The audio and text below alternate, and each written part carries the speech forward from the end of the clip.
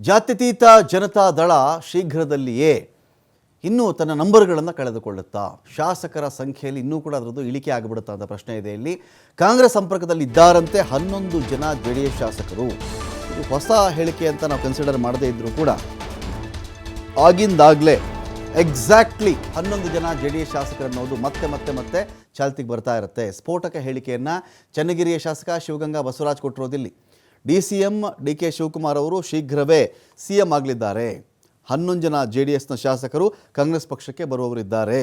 ಒಂದು ಕಡೆ ಒಬ್ಬ ವ್ಯಕ್ತಿ CM ಆಗಬೇಕು ಅಂತ ಬಂದಾಗ ಆತನಿಗೆ ಬೇಕಾಗುತ್ತೆ ನಂಬರ್ಸ್. ಎಷ್ಟು ಜನ ಶಾಸಕರು ಈ ವ್ಯಕ್ತಿಯ ಪರವಾಗಿ ಕೈ ಎತ್ತಿದ್ದಾರೆ ಅಲ್ಲಿ ಮೇಲಕ್ಕೆ, ಬನ್ನಿ ನೀವೇ CM ಆಗಿ ಅಂತೇಳಿ ಅದು ಬಹಳ ಇಂಪಾರ್ಟೆಂಟ್ ಆಗುತ್ತೆ. ಇದೀಗ ಒಂದು ಕಡೆ ಇದನ್ನು ಶಿವಗಂಗಾ ಅವರು ಮಾತಾಡ್ತಾ ಇದ್ದಾರೆ. ಶಿವಗಂಗಾ ಬಸವರಾಜ್ ಅವರು ಇಲ್ಲ 11 ಜನ JDS ಶಾಸಕರು ಬರ್ತಾರೆ ನೋಡಿ ಅಂಥೇಳಿ ಕಾಂಗ್ರೆಸ್ ಸೇರ್ಪಡೆಗೆ ತಾವಾಗಿಯೇ ಮುಂದೆ ಬರ್ತಾ ಇದ್ದಾರೆ. ಯಾರು ಕೂಡ ಆಪರೇಷನ್ನೇ ಮಾಡಿಲ್ಲ. ಇಲ್ಲಿ ಬರುವವರನ್ನು ನಾವು ಬರಬೇಡಿ ಅಂತ ಹೇಳೋಕ್ಕಾಗುತ್ತಾ, ಸೇರಿಸ್ಕೊಳ್ಳಲ್ಲ ಅಂತ ಹೇಳೋಕ್ಕಾಗುತ್ತಾ?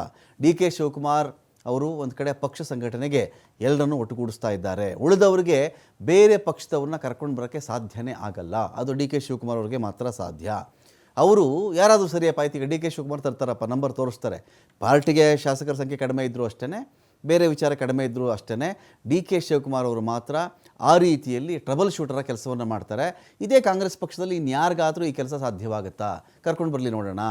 ಕೆಲವ್ರಿಗೆ ಅಧಿಕಾರ ಬೇಕಷ್ಟೇ, ಇನ್ನೇನಾದರೂ ಆಗಿಬಿಡಲಿ, ಪಕ್ಷ ಸಂಘಟನೆ ಸರ್ಕಾರ ಉಳಿಸ್ಕೊಳ್ಬೇಕು, ಇದು ಯಾವುದೂ ಇರಲ್ಲ ಅಂಥೇಳಿ ಶಿವಗಂಗಾ ಬಸವರಾಜ ಇಲ್ಲಿ ಮಾತಾಡಿದ್ದಾರೆ.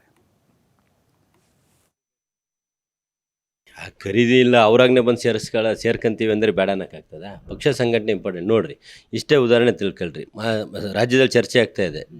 DK ಶಿವಕುಮಾರ್ ಸಾಹೇಬ್ರ ಸಂಪರ್ಕದಲ್ಲಿ 11 ಜನ JDS ಶಾಸಕರು ಸಪೋರ್ಟಿಗೆ ಬೆಂಬಲಕ್ಕಿದ್ದಾರೆ. ಅಂದರೆ ಅರ್ಥ ಏನು? ನಮ್ಮ DK ಸಾಹೇಬ್ರಿಗೆ ಬೇಕಾಗಿರೋದು ಪಕ್ಷ ಸಂಘಟನೆ, ಮುಖ್ಯಮಂತ್ರಿ ಕುರ್ಚಿಗೋಸ್ಕರ ಅವ್ರು ಮಾಡ್ತಾ ಇಲ್ಲ. ಆದರೂ ಬಿಟ್ಟು ಉಳ್ಕಿದಾರೆ ಏನು ಸಚಿವರು ಮಾತಾಡ್ತಾರೆ, ಅವ್ರಿಗೆ ಅಧಿಕಾರ ಬೇಕು. ಅವ್ರು ಯಾವ್ದಾರು ಇಂಥದ್ದೊಂದು ಆಪ್ರೇಷನ್ ಮಾಡಿ ಕರ್ಕೊಂಬರಕ್ಕೆ ಕೇಳೋ 4-5 ಜನ JDSನಲ್ಲಿ. ಅವೆಲ್ಲ ಮಾಡೋಕ್ಕಿಲ್ಲ. ಎಲ್ಲ ರೆಡಿ ಮಾಡಿ ತಂದಿಟ್ಮೇಲೆ ಊಟ ಮಾಡೋಕ್ಕೆ ರೆಡಿ. ನಾನು ರೆಡಿ, ನೀನು ರೆಡಿ.